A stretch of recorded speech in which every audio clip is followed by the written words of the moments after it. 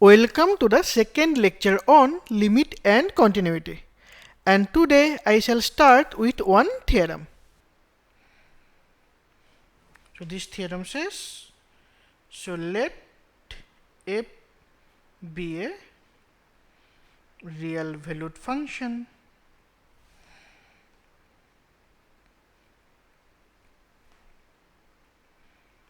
defined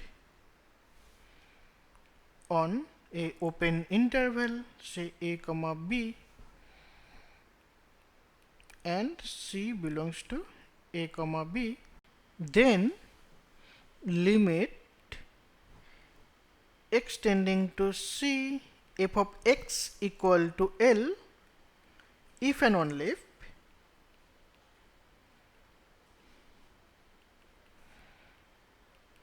limit x tending to c plus f of x equal to L and limit x tending to c minus f of x equal to L. And here is the proof. Now the one part is very straightforward. So first of all, assume limit x tending to c f of x equal to L. And we used to prove that the left hand limit and the right hand limit at x equal to c is also L. So first let assume xn be any arbitrary sequence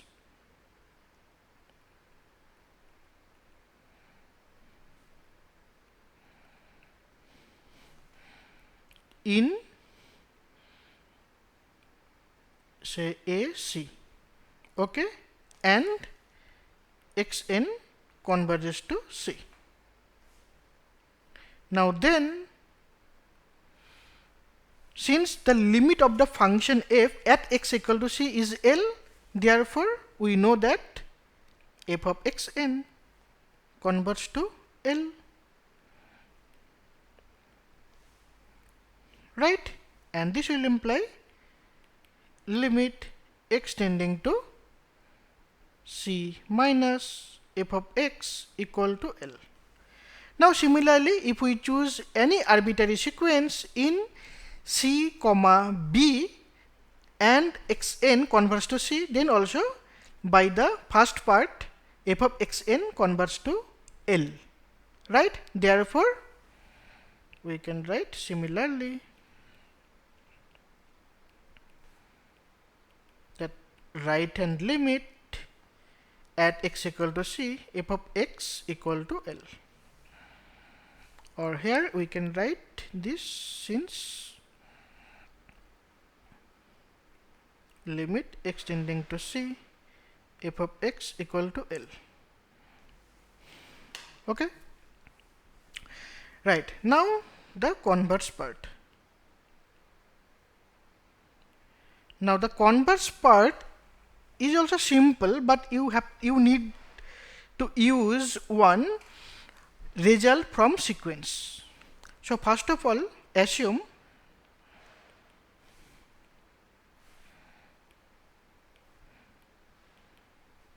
limit x tending to that c minus, that is the left hand limit of f of x equal to L, and limit x tending to c plus f of x equal to L. Now since the left hand limit and right hand limit both equal to L, that's mean for any sequence xn in either the interval a comma c or in the interval c comma b with xn converges to c,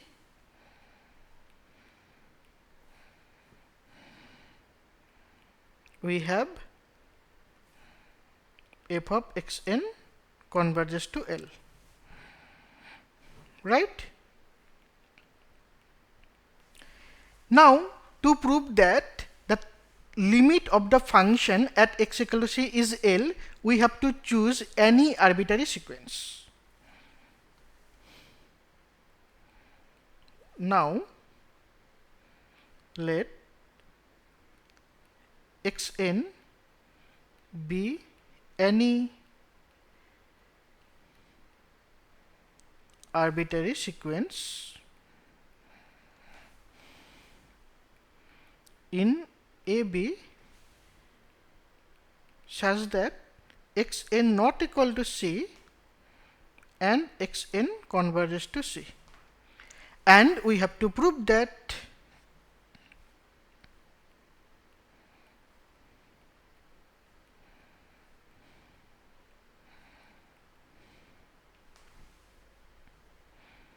f of xn converges to L.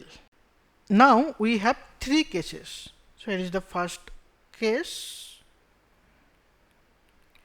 So if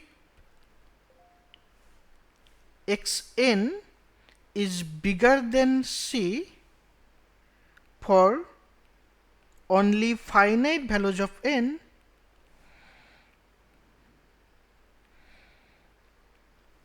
then we can say that f of xn converges to L as n tending to infinity, because the left hand limit was L. Right? Now similarly we can do the second case as well. Now if xn less than C for only finite values of n, then again f of xn will be converged to L,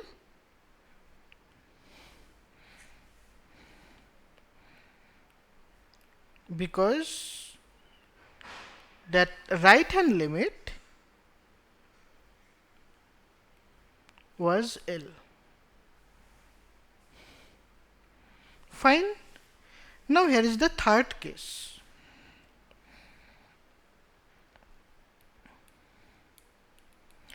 Now if xn greater than C and xn less than C for infinite values of n, that is both is true for infinite values of n, then we can split the sequence into two parts, that is two subsequences, and we shall see that both of them converge to L, and then we will prove that the main sequence will also converge to L. Okay. Now then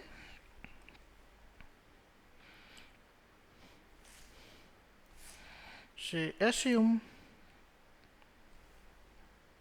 the set R1, R2, R3 this such that x Rn say less than C. Okay. So for all n, and we have another set, say M1, M2, M3. In this way we have that infinite set such that x of say Mn, this is bigger than C. Okay, for all n. Now note that that sequence x1, x2, x3, that set of that sequence is same as your x R1, x R2, this set union this set. Now note that that sequence, that x Rn and x Mn, they are subsequences of the main sequence xn, right? Therefore we can say x of Rn, that is converges to C and x of mn that is also converts to c as n tending to infinity, right? Now note that xrn is less than c, right? Now since limit x tending to c minus f of x equal to L, so f of xrn that is converts to L as n tending to infinity. And since limit x tending to c plus f of x equal to L, okay, and x of mn, you can check that that is bigger than c. So therefore f of x mn that is converts to L as n tending to infinity. And this will imply that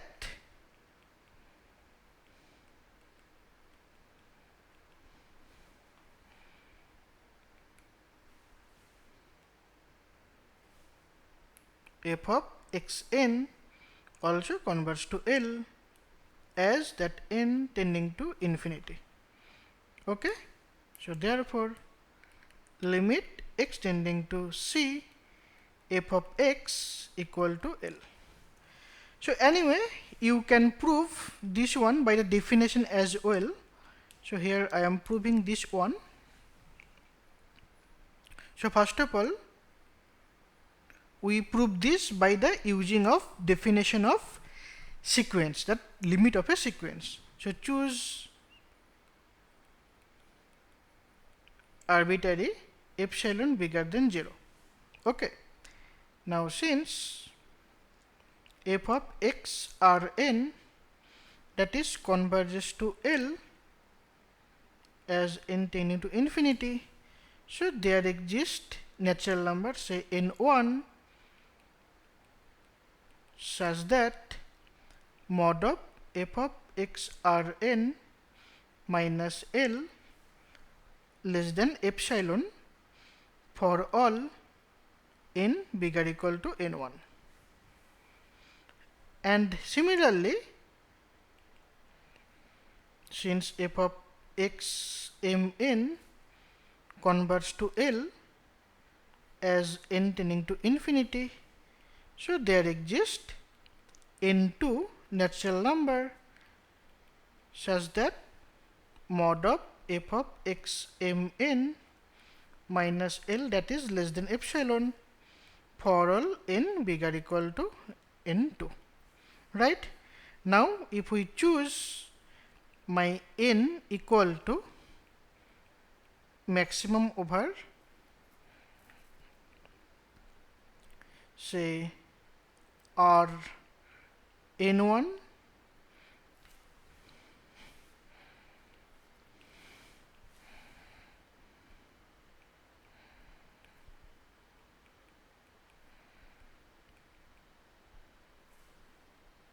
say R n1 comma m n2 this, then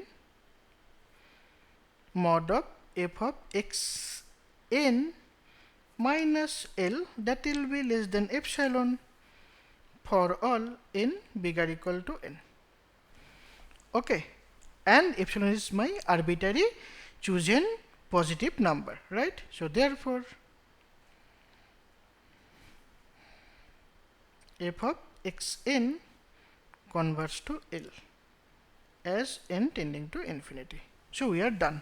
Now we see some properties of limits. So we start with one result. So let f be a real valued function such that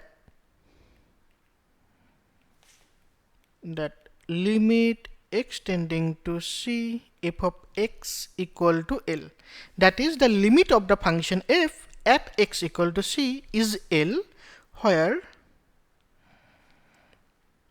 L is strictly greater than 0, that is L is positive.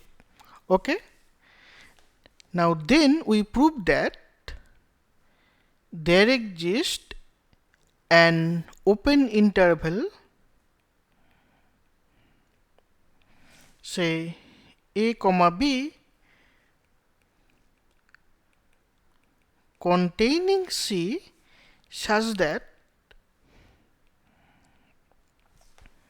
f of x is strictly bigger than 0 for all x belongs to a minus, belongs to the open interval a comma b minus the singleton point C. Okay, note that so fc can be 0 or fc can be negative. So we do not have any relation with fc, but we will have an open neighborhood or open interval containing C, where, that is, except the point C, any other point of that interval fx should be bigger than 0. So we will prove this one. Okay, now here is the proof. So first of all, we claim that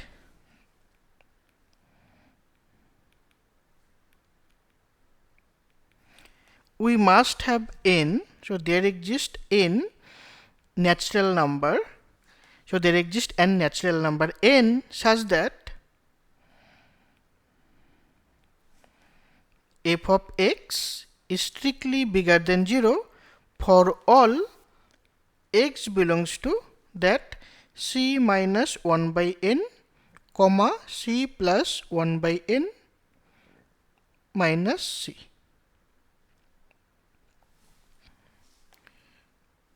Okay, so we claim this. Why? Because, so suppose if possible,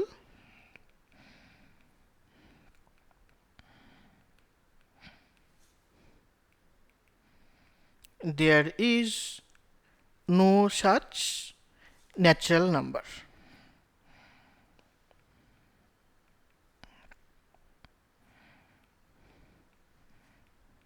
Such that the above condition hold.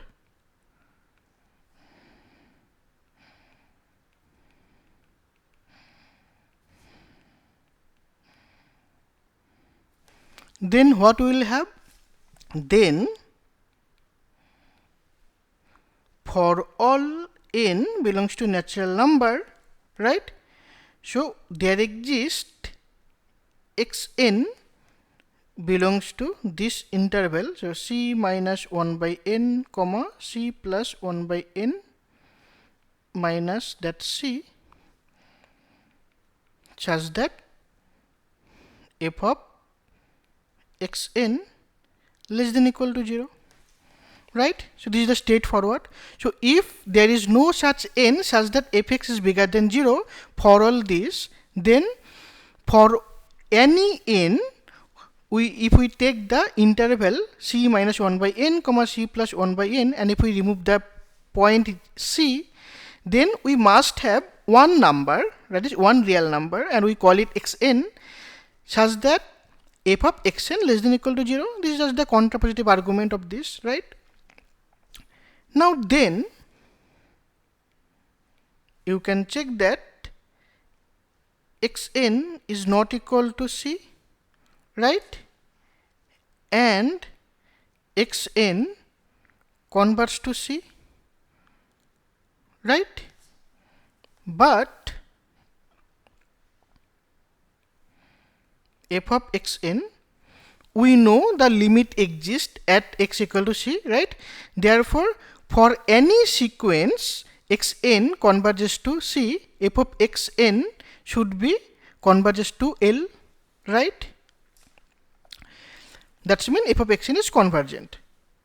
But here f of xn is less than equal to 0.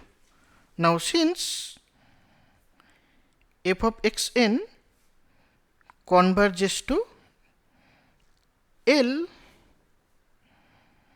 and all of this term, that is f of xn less than equal to 0 for all n, therefore we have L less than equal to 0. Right? Now this is a contradiction.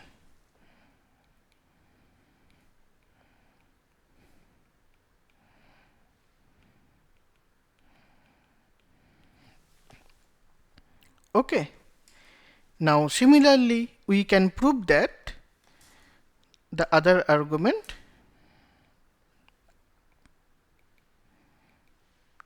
so similarly you can prove that if L is strictly less than 0, then there exists an open interval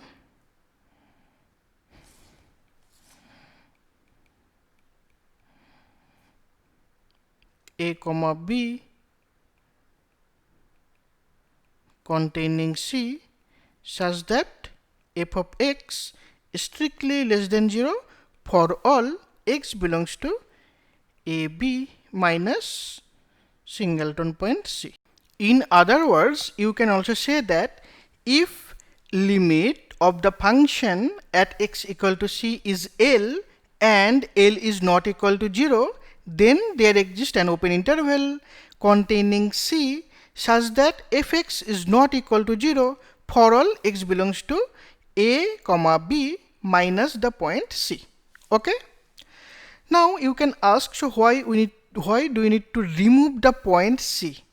Okay, now we can see one example because we do not have any control on f of c, right? Because we generally choose the sequence xn where xn is not equal to c. Since we do not have any control on the point c, so we cannot say anything for x equal to c. You can see one example. Suppose your fx equal to say x when x belongs to say 0 comma 1 union 1 comma 2, right? And say this is your 0 when x equal to 1. That's mean f of x is defined for the open interval 0 2, right? So this is my domain. That's mean f is a function from open interval 0 2 to r, right? Now what is my limit extending to 1 f of x? Now you can check that this will be 1, right? Because whenever we choose a sequence xn converts to 1 but xn not equal to 1, then we will have xn, f of xn equal to xn only. So that is f of xn is also converts to 1. So this limit extending to 1 is equal to 1, which is strictly bigger than 0, right? And we also can check that here f of x is also bigger than 0 for all x belongs to 0 2 minus the point 1, right? And this interval 0 2 is an open interval containing the point 1. But here f of 1 is 0. So we cannot say that f of 1 is bigger than 0, right? Now this is one counter example. Fine. Now we prove the other properties of limit, and these are the straightforward. So I shall give the outline only, but I state the theorem. So let f g h be real valued functions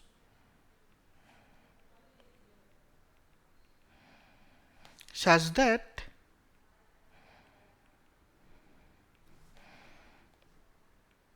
say limit extending to c f of x equal to L and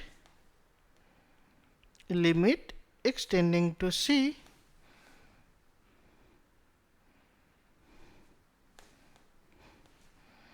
say gx equal to m.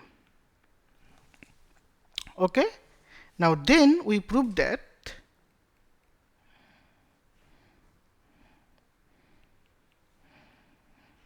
so limit extending to c f of x plus g of x is L plus m. And this is true for the f minus g as well. So we can write it is plus minus. Now the second one is limit x tending to c f of x g of x equal to just the product of the limit Lm. And the third one is if your m is not equal to 0, then limit x tending to c f of x g of x, and this is, first of all, this is well defined. So we will prove that this is well defined and that limit will be L by m. Okay. So there are few more. So say fourth one. Now if f of x less than equal to g of x in a deleted neighborhood of C, that is, it is for all x belongs to say C minus some delta comma C plus delta minus C, okay, then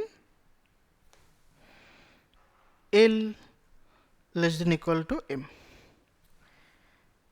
And there is another one. Now if f of x less than equal to say h of x less than equal to g of x for all x belongs to say C minus delta comma C plus delta minus C, where we can write here for some delta,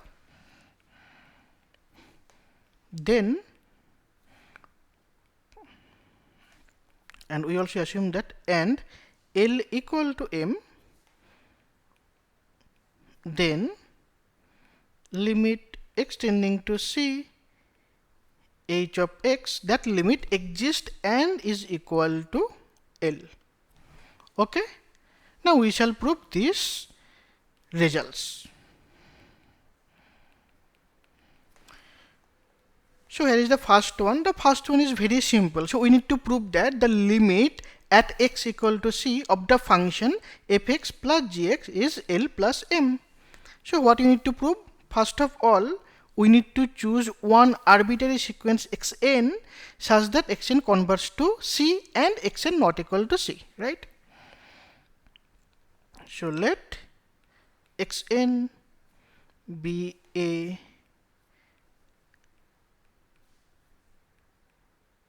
sequence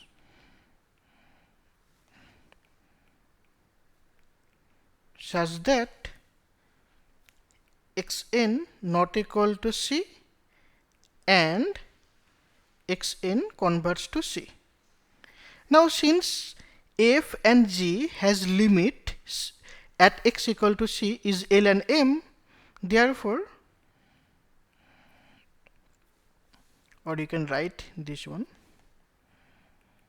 since limit x tending to c f of x equal to L and limit x tending to c g of x equal to m, therefore f of xn, that is, converts to c and g of xn, this is L, and g of xn converts to m as n tending to infinity, right? Now by the algebra of limit, we know that f of xn plus g of xn, you can choose f of xn minus g of xn as well, converts to L plus m. And this is true for negative as well, so this, right? Now this is true, we can write here as n tending to infinity, and this is true for any arbitrary sequence xn, right, with the property that xn converts to c and xn not equal to c. So therefore, by the definition, limit x tending to c f of x plus minus g of x equal to L plus minus m. Okay. Now similarly we can prove the second one as well. Similar proof. Right? So you take an arbitrary sequence xn such that xn not equal to c and xn converges to c. Then again, so f of xn converges to L and if g of xn converges to m. Therefore, their product, that is f of xn and g of xn, converges to L into m, right, by the algebra of sequence, and therefore limit f of xn limit extending to c f of x g of x equal to L into m, right. Now what about the third one, this? So first of all, for 3, so since m not equal to 0, therefore we have already proved that there exists an open interval, or you can write there exists an delta greater than 0 such that g of x is not equal to 0 for all x belongs to c minus delta.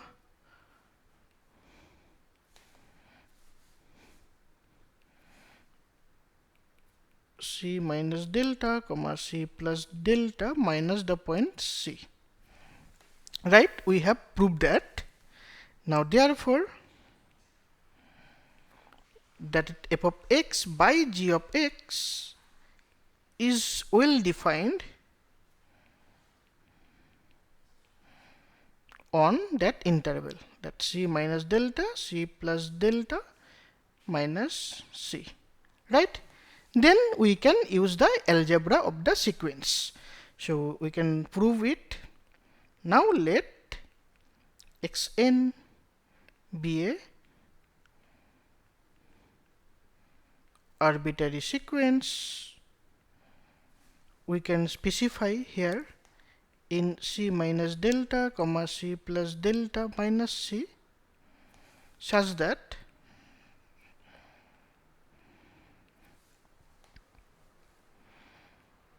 xn converts to c, right. We do not need to write that xn not equal to c because we have chosen the interval, we have chosen xn from the interval minus the point c, right. Okay. Now since again we can write that limit x tending to c f of x equal to L and limit x tending to c g of x equal to m.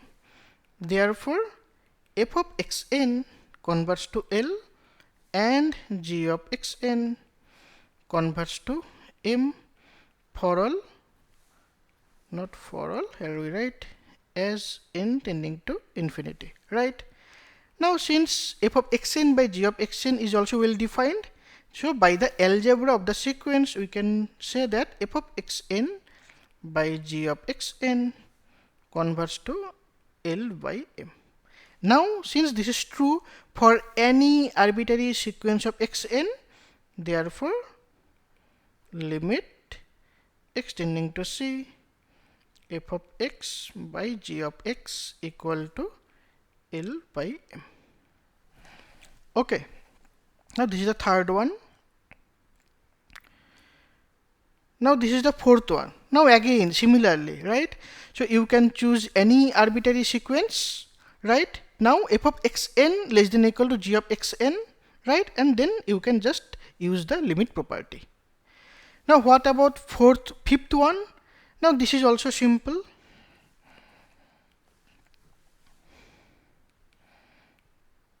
So let xn be an arbitrary sequence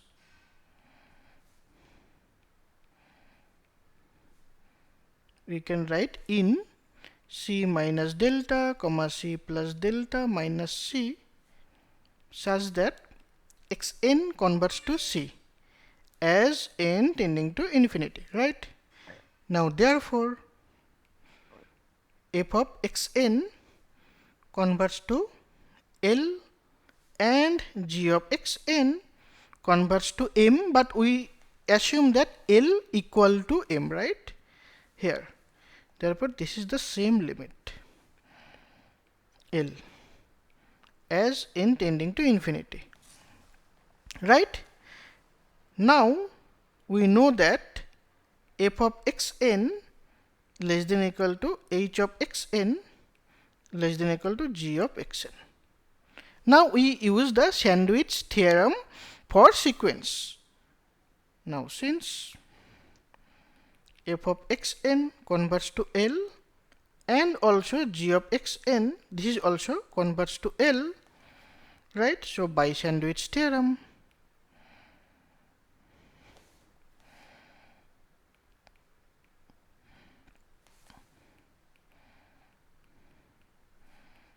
for sequence, we know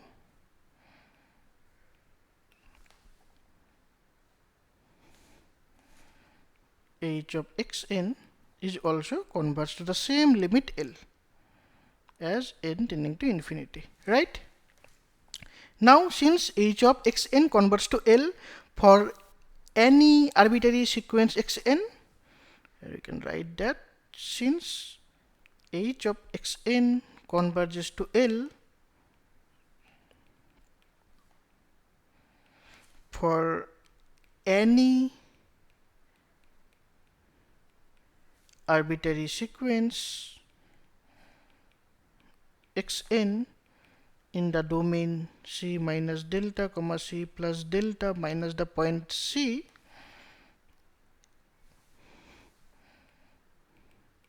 with xn converges to c. Therefore, by the definition, limit extending to c, h of x equal to L. And sometimes this is also called sandwich theorem for limit.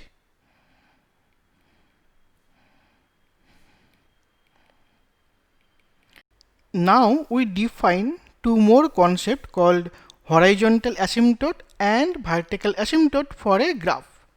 So first we start with that horizontal asymptote. So let f a to r be a function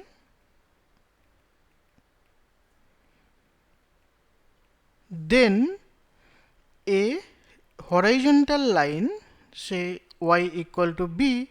So this is a horizontal line, right? Now this line is said to be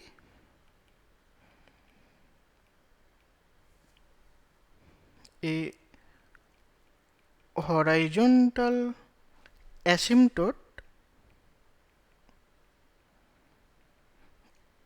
of the graph y equal to f of x if either limit x tending to infinity f of x equal to b or limit x tending to minus infinity f of x equal to b. Okay. Now similarly we can define the vertical asymptote as well. So vertical asymptote.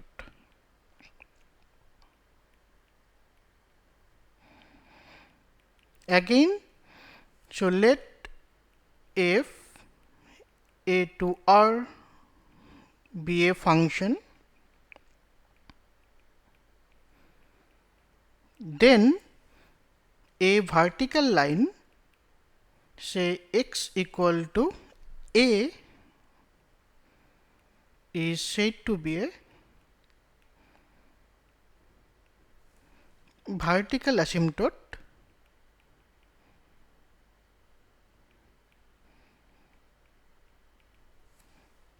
of the graph y equal to f of x if the right hand limit at x equal to a, or we can write if either limit x tending to a plus f of x is infinity, that's mean plus minus infinity, or limit x tending to a minus f of x is plus minus infinity. Okay. Okay, so we can see one example. So if we take f of x equal to x plus 3 divided by x plus 2. Okay, and f is a function from r minus 2 to r. And we wish to find the horizontal and vertical asymptote for the function. So what we'll do, now you can check that here. If you take that limit x tending to infinity f of x, then what you will get? Now that will be limit x tending to infinity x plus 3 divided by x plus 2, that is limit x tending to infinity, since x is not 0, right? So you can take 1 plus 3 by x and 1 plus 2 by x. Now we can use the algebra of the limit, right? Now the upper part, that is 3 by x, is going to 0. So that will be 1 plus 0, 1 plus 0. So that is 1, right? Now on similar note, you can find that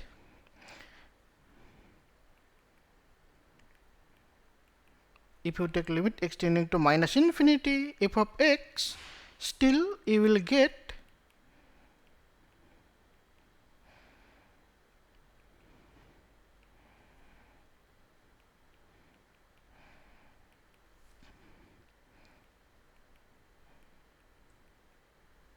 so here 1 plus 3 by x and 1 plus 2 by x, again this is 1.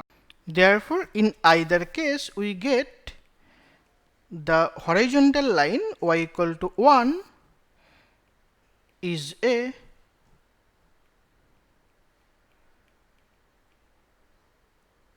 horizontal asymptote for the graph y equal to f of x. Okay. Now again, if we wish to find that vertical asymptote, you can check that if we take limit x tending to minus 2 plus, then it will be, say, limit x tending to minus 2 plus, that is the right hand limit, at x equal to minus 2, that is x plus 3 by x plus 2. Okay, then this goes to infinity. And if we take limit x tending to minus 2 minus, that is that left hand limit f of x, it will be limit x tending to minus 2 minus x plus 3 by x plus 2. Here you will get again minus infinity, right? In either case we get the vertical line x equal to minus 2 is a vertical asymptote for y equal to f of x. Now we can see the picture. So what does it mean geometrically? Now this is your function y equal to, or you can write f of x equal to x plus 3 divided by x plus 2, and here we wish to find the horizontal and vertical asymptotes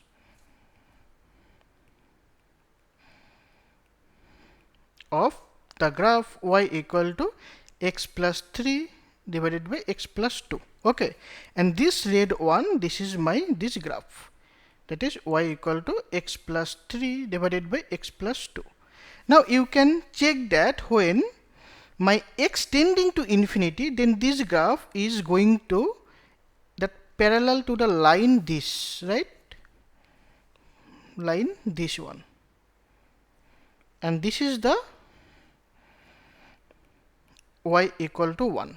That's mean that red graph will not touch the that y equal to 1 line, but it will goes to closer, right? So that is the, and this is a horizontal line, so this is called a horizontal asymptote for the graph. Now similarly, this is the line,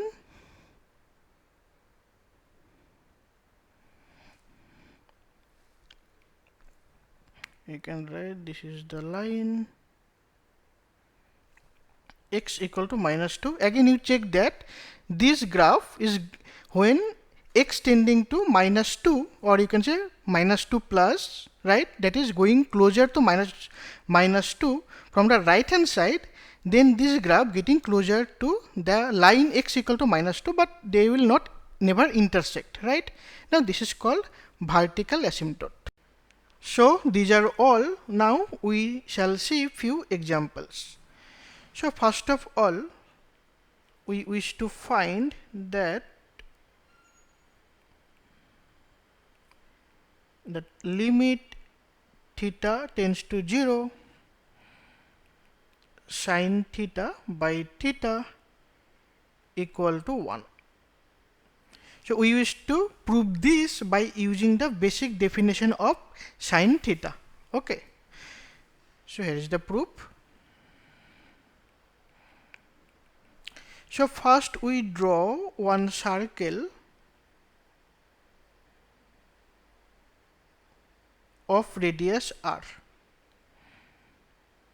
So suppose this is my O, this is my A, okay, and suppose the distance between O and A, that is the radius of the circle, is r, okay. Now say this is my theta and this is the point P, and we take, this is a triangle OPA, and we draw one perpendicular line, say PQ, okay. Now suppose we draw one perpendicular from A, say this one, and we extend that OP, and suppose this is my T, okay. So here assume 0 less than theta less than pi by 2, such that the angle POQ, that is theta, the angle PQO, so that is the perpendicular line, so that is pi by 2, and also the angle A, that is the angle OAT, that is also the perpendicular line, right? AT, that's mean the angle is pi by 2. Fine. Okay. Now if we want to calculate, that is sin theta by theta, so what we will do, we just calculate the area of three sectors. So first of all, what will be the area of the triangle OAP? What is the area of this triangle? Now this triangle, the area of this triangle will be half, right, into the base OA, right, into the height. Now what is the height is PQ, right? But we know that PQ by OP, that is sin theta. Therefore that will be half into OA into OP sin theta, right? And since the radius of this circle is r, so OA equal to r, and also OP equal to r, right? So that's when we get half r square sin theta. Now we want to find the area under the sector that AOP or OAP. Okay, this sector. Okay, that green one. Now note that first of all we write area of the sector OAP. Now we know that the area of the circular region is pi r square, right? And then the area of the sector under the angle theta will be pi r square into theta by 2 pi, because the total angle is 2 pi and we wish to find the sector under the angle theta, right? So we will have this one. Now that is r square by 2 into theta. Fine. Now you can check that from the figure that the area of this triangle is less than equal to the area of this sector OAP, right? Therefore r square sin theta by 2 is less than equal to r square 2 into theta. Fine. Now also we wish to find the area of the triangle OAT. Now area of the triangle OAT. Now that will be again half into that base is OA into the height will be AT. Fine. Now also we know that AT divided by OA, that is tan theta, right? Therefore we have half into OA into again OA into tan theta. So that is half into r square into tan theta, right? Now from the figure it is easy to verify that, or easy to check that the area of the triangle OAP less than equal to the area of the sector OAP and less than equal to the area of the triangle OAT. Therefore we get, see, r square by 2 sin theta less than equal to r square theta by 2 less than equal to r square 2 tan theta, square by 2 tan theta. Now here r not equal to 0, that's mean you can say it is strictly bigger than 0, and also sin theta strictly bigger than 0 as 0 less than theta less than pi by 2, right? Now therefore we can divide by this, so we will get half, not half, we will get 1 less than equal to theta by sin theta less than equal to 1 by cos theta. So that is cos theta less than equal to sin theta by theta less than equal to 1. Fine. Now if we take limit theta tending to 0 plus, so cos theta less than equal to limit theta tending to 0 plus sin theta by theta less than equal to, that is 1, right, by the that sandwich theorem of limit.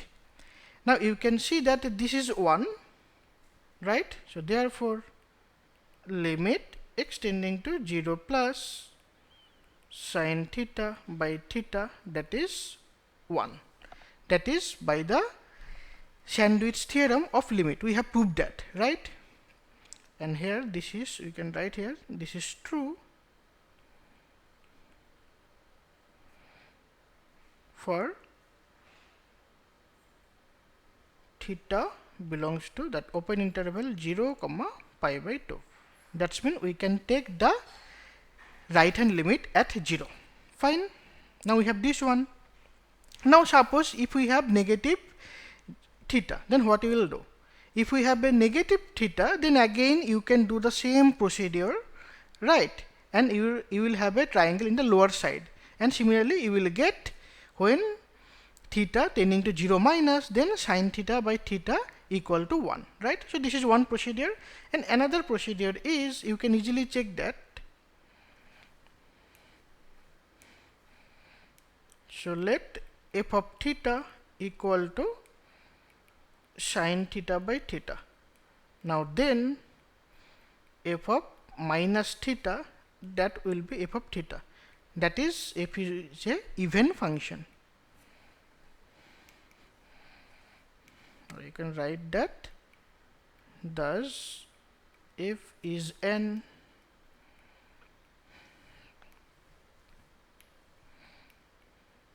even function, right? Therefore, limit theta tending to 0 minus sine theta by theta is also same as limit theta tending to 0 plus sine theta by theta. Actually, you can replace theta by minus theta as well, right? And this is equal to 1. Therefore, limit theta tending to 0, sine theta by theta equal to 1. Okay. So now I want to make another definition for limit. Note that here during these lectures I defined limit in terms of sequence, right? But there is another definition for limit which can be useful sometimes to compute that the limit of a function. And informally, sometimes some people call it as epsilon delta definition. But since I defined the limit in terms of sequence, so I write this definition as a result. So we write theorem. But most of the book you can find this is the definition of limit. Okay. So here I am writing in terms of a result. It says, so let f a to b, say a to r, be a function, and say small a be a limit point of a. Okay. Then limit x tending to a, f of x equal to L if and only if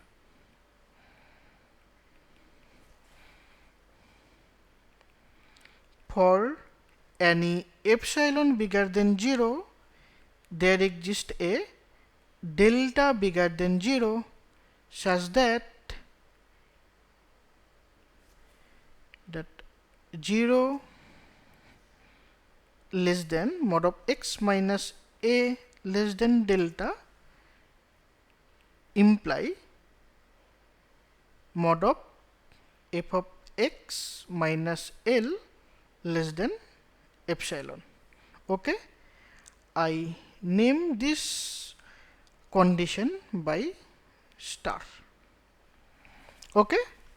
Some book you can find this is as a definition of a limit. But here I prove this one. So first of all, assume the condition star holds. Okay, and we wish to prove that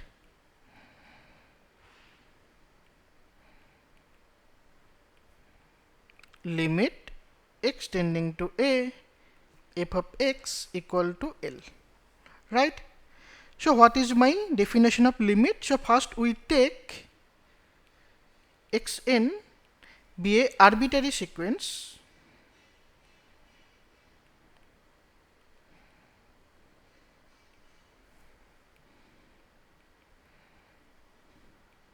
in A, and here I should mention that whenever you are writing that 0 less than mod of x minus a less than delta, here you should mention that x belongs to A as well.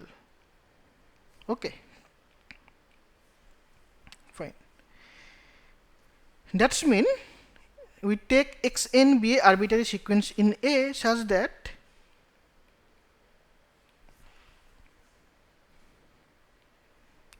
xn not equal to A for all n belongs to natural number and xn converts to A, right?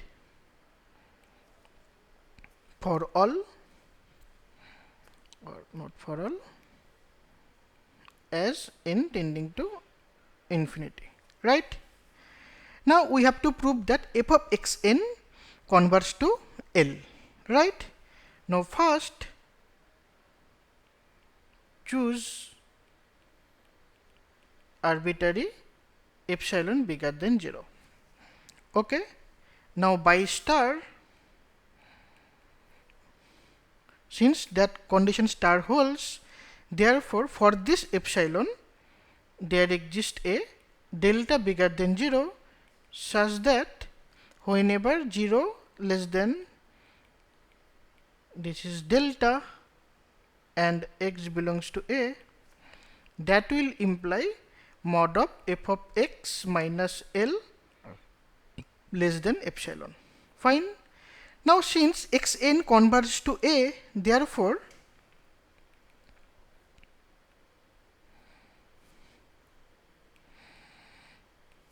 there exists a natural number n such that mod of xn minus A, that is less than delta for all n bigger equal to that capital N, right? But here we know that xn not equal to A, therefore we can put here less than greater than 0 as well. Fine. Now since this condition holds, therefore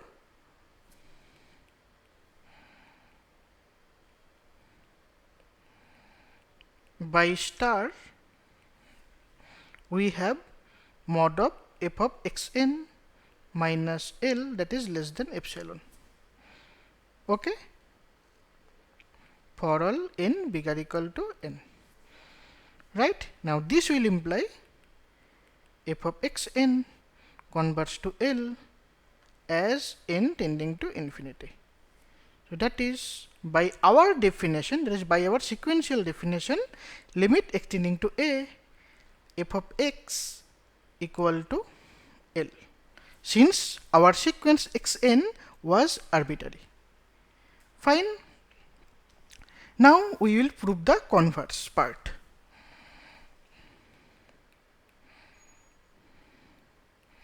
So assume limit x tending to A, f of x equal to L by our sequential definition, and we wish to prove the condition star. We prove the condition star holds. Okay. Now what if the condition star does not hold? Now if possible, now we prove this via contradiction. So if possible, the condition star does not hold. Okay. So first of all, we write the condition star in terms of logic so that I can give the negation of that. Now this says, the condition star says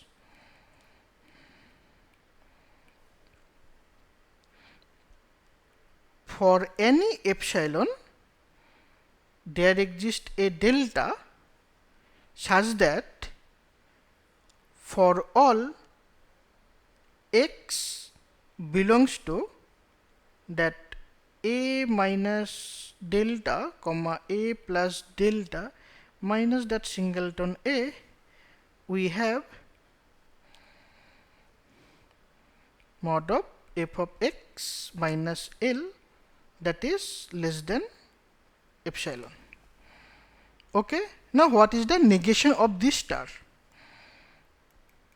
Now the negation is, so there exists epsilon, right? For all delta, there exists x. Now domain will be the fixed one.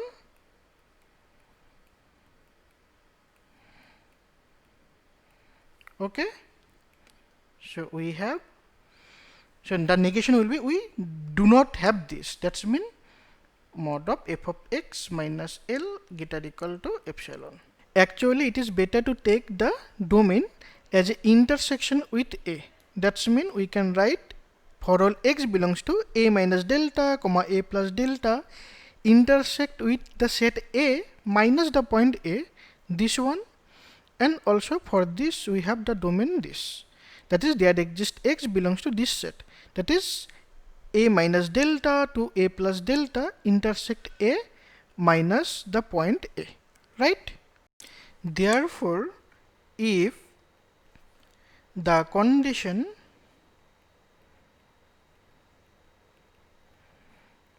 star does not hold, then there exists a epsilon, which is a fixed positive real number. We can write this is greater than 0, such that for any delta greater than 0, there is, or we can write there exists, or we can write only there is an element x belongs to the set A minus delta, comma A plus delta intersect with A minus the singleton point A, such that we have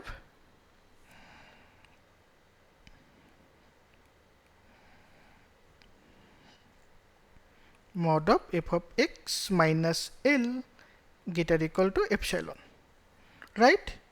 That's mean that epsilon is a fixed number here and we can choose any delta.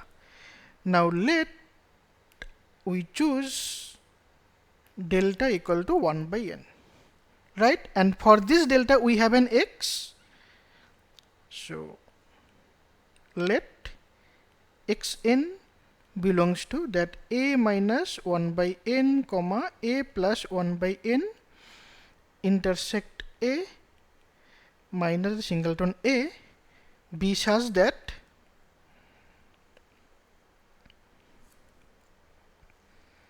mod of f of xn minus L greater equal to epsilon. Okay. Now since xn, that is a sequence in A, and xn you can check that it is converts to A, right? Because xn belongs to A minus 1 by n, comma A plus 1 by n, that is mod of x minus A equal to less than equal to 1 by n, right, which is converts to 0. That's when xn converts to A as n tends to infinity, but f of xn does not converts to L, because mod of f of xn minus L, their distance is always bigger equal to a fixed positive number, right? Now therefore limit x tending to A, f of x is not equal to L. So this is a contradiction.